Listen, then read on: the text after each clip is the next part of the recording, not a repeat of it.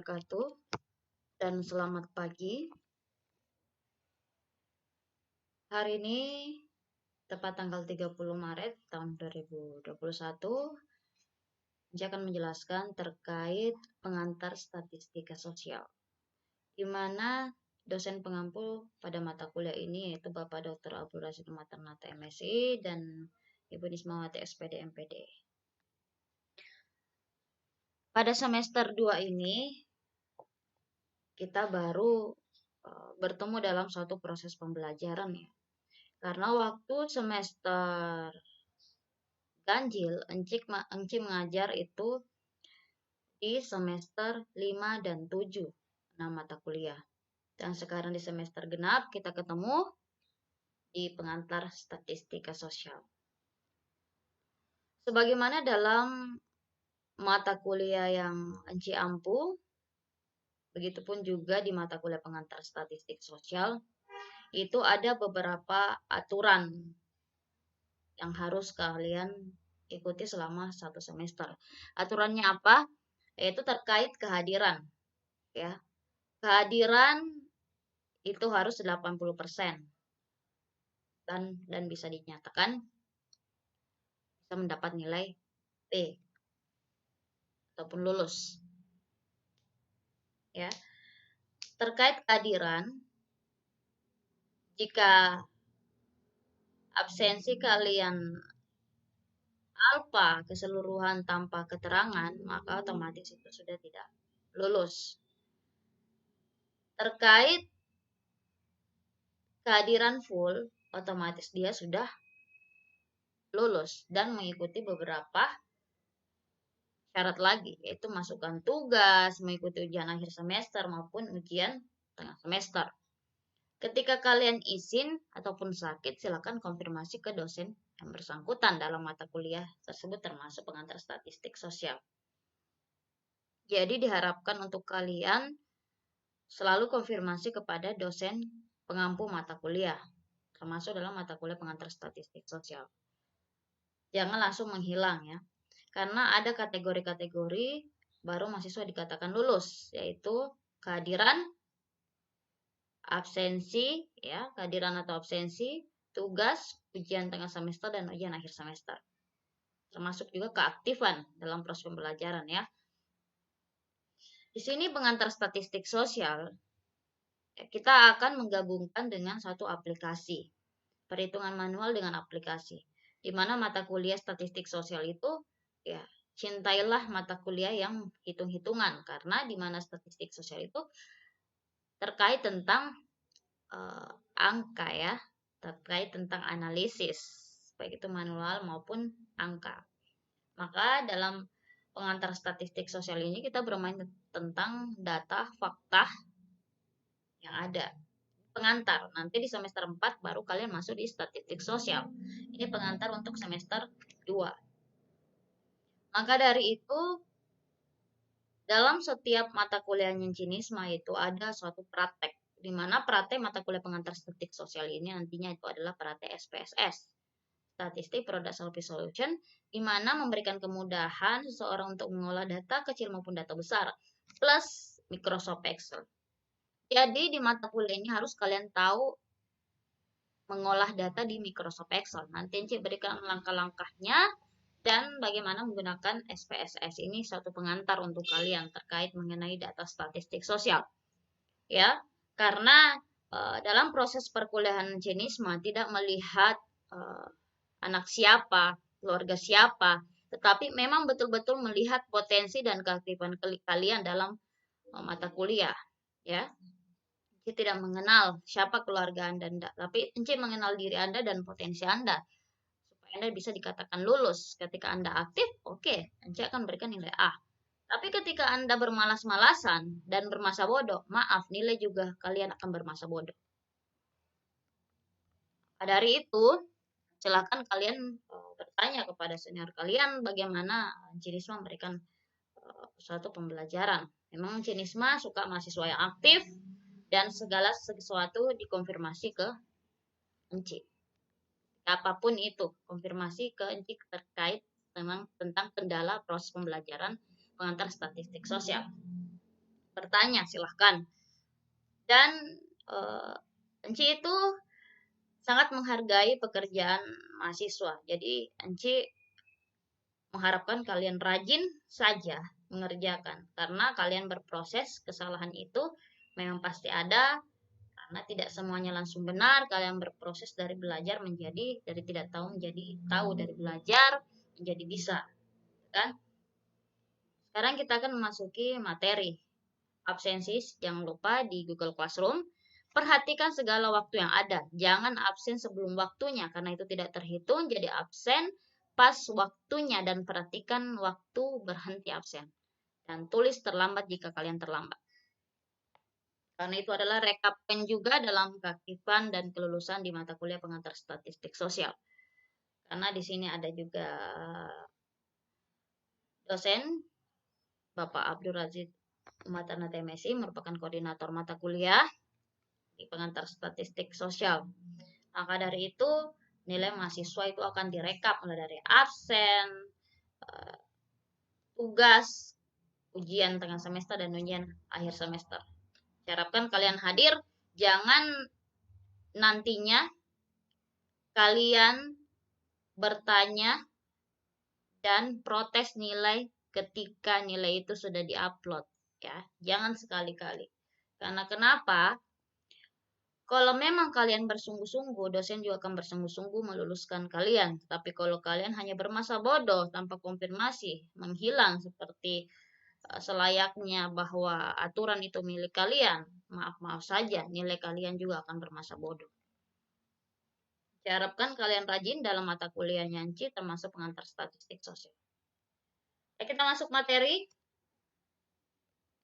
Adapun mata kuliah statistik sosial itu pembahasannya terkait konsep dasar statistika, data dan penyajian data, populasi dan teknik sampel, pengukuran pemusatan dan ukuran penyebaran, ujian tengah semester, UTS.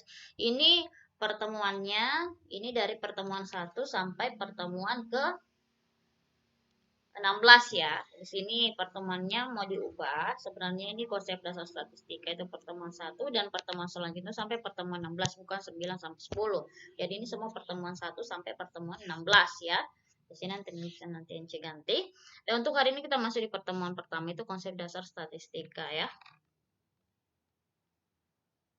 Iya, adapun statistik dan statistika. Di sini statistika, bukan statistika. Statistik dan statistika adalah, statistik adalah rekapitulasi dari fakta yang berbentuk angka-angka disusun dalam bentuk tabel dan diagram yang mendeskripsikan suatu kondisi dan permasalahan. Statistika itu rekapitulasi mengumpulkan data fakta yang berbentuk angka disusun dalam bentuk tabel dan diagram. Kemudian dijelaskan bagaimana suatu kondisi dan permasalahan yang ada di data tabel dan diagram tersebut. Contohnya seperti ini. Jumlah mahasiswa di mata kuliah pengantar statistik sosial sekitar 42. 42 itu adalah merupakan data angka yang fakta ya, misalnya. Kemudian dibentuk dalam tabel dan diagram, kemudian dijelaskan, mendeskripsikan itu menjelaskan ataupun menggambarkan, memaparkan bahwa kondisi tersebut memang nyata adanya. Selanjutnya di statistika adalah ilmu pengetahuan yang berhubungan dengan teknik pengumpulan data, teknik pengolahan data, teknik analisis data, penarikan kesimpulan, dan pembuatan kebijakan keputusan yang cukup kuat karena berdasarkan data dan fakta. Ya, di sini kalian harus melihat ruang lingkup manakah yang paling luas, statistika atau statistik. Kita bisa melihat dari deskripsinya bahwasanya dalam statistika itu adalah ilmu pengetahuan yang di dalam statistika ada statistik. Di dalam ruang lingkup statistika ada statistik. Di dalam lingkup statistika yaitu berhubungan tentang pengumpulan data. Data berupa angka, data berupa kalimat, kemudian diolah, pengolahan data. Diolah itu artinya kita melihat seberapa banyak jumlahnya, seberapa rata-rata, kemudian dianalisis. Kita di sini bermain analisis, nanti di situ ada program Excel maupun SPSS. Kemudian perhatikan kesimpulan, disinilah adanya mendeskripsikan suatu kesimpulan ataupun kondisi yang ada. Kemudian data dan fakta itu betul-betul real dan nyata adanya sesuai dengan realita. Makanya di dalam ruang lingkup statistika itu membahas tentang statistik, karena ruang lingkup terbesarnya itu adalah statistika. Nah, paham sampai di sini? Selanjutnya kita membahas tentang statistika sosial. Itu statistika yang berkaitan dengan fenomena sosial, yaitu data statistik yang berkaitan dengan realita yang ada. Ya, silahkan kalian tulis ataupun catat, karena nanti mata kuliah ini akan berlanjut di semester 4. Selanjutnya, data dan fakta. Apa sih itu data? Apa sih itu fakta? Data adalah bahan yang perlu diolah sehingga menghasilkan informasi atau keterangan baik yang bersifat kualitatif maupun kuantitatif. Pertanyaannya, apa sih itu kualitatif? Apa sih itu kuantitatif? Kualitatif, data kualitatif adalah data yang berhubungan dengan kategori, karakteristik, dan berupa ungkapan kata atau kalimat atau gambaran. Makanya itu biasa dalam satu penelitian ada dinamakan penelitian kuantitatif, penelitian kualitatif. Ya, makanya kualitatif itu berhubungan dengan mendeskripsikan, menjelaskan, ataupun menggambarkan dengan suatu kata penjelasan. Sedangkan kuantitatif itu berhubungan dengan data angka. Nah, misalnya, baik sekali itu 4, baik itu 3, kurang baik itu 2, tidak baik itu 1. Maka ada dikatakan penelitian kuantitatif karena dia menjelaskan dengan adanya perpaduan antara data, angka, dan fakta. Oke, silahkan kalian bisa melihat penjelasan tersebut. Fakta itu apa? Fakta itu hal atau kejadian peristiwa yang merupakan realita yang benar-benar terjadi dalam suatu kehidupan masyarakat. Faktanya, misalnya, perempuan di Unimah pada mata kuliah pengantar statistik sosial berjumlah 19 atau 28 orang. Itu faktanya data angka 28 orang. Itu memang betul-betul ya, itu fakta sesuai dengan realita yang ada. Laki-laki berjumlah misalnya 18 orang. Itu betul-betul terjadi sesuai data angka dan fakta yang ada. Itu data apa? Itu kuantitatif karena menerangkan terkait dengan angka. Sedangkan kualitatif cuma mengatakan mahasiswa pendidikan sosiologi mengikuti pengantar statistik sosial pada hari ini jam 8. Itu kualitatif ya. Jadi ada contoh kuanti dan kualitatif. Data angka dengan data kalimat beserta fakta sesuai dengan realita yang terjadi. Nah, untuk pertemuan berikutnya, yang penting kalian dulu paham yang mana data angka, yang mana data fakta. Data angka, kuanti, dan kuali, dan kemudian fakta. Pas itu statistik, statistika, dan statistika sosial. Yang penting kalian paham sedikit demi sedikit. Daripada terlalu banyak kalian pusing dan tidak paham, mending step by step, sedikit demi sedikit. Yang penting kalian paham. Itu inti dalam satu pembelajaran. Jangan langsung dikasihkan mahasiswa satu buku, ujung-ujungnya tidak ada paham sedikit pun. Mending dikasihkan perlahan demi perlahan yang jelasnya mereka paham. Silakan pelajari apa yang dijelaskan hari ini dan nanti perhatikan tugas yang ada di Google Classroom. Ya. Terima kasih. Assalamualaikum warahmatullahi wabarakatuh dan selamat pagi.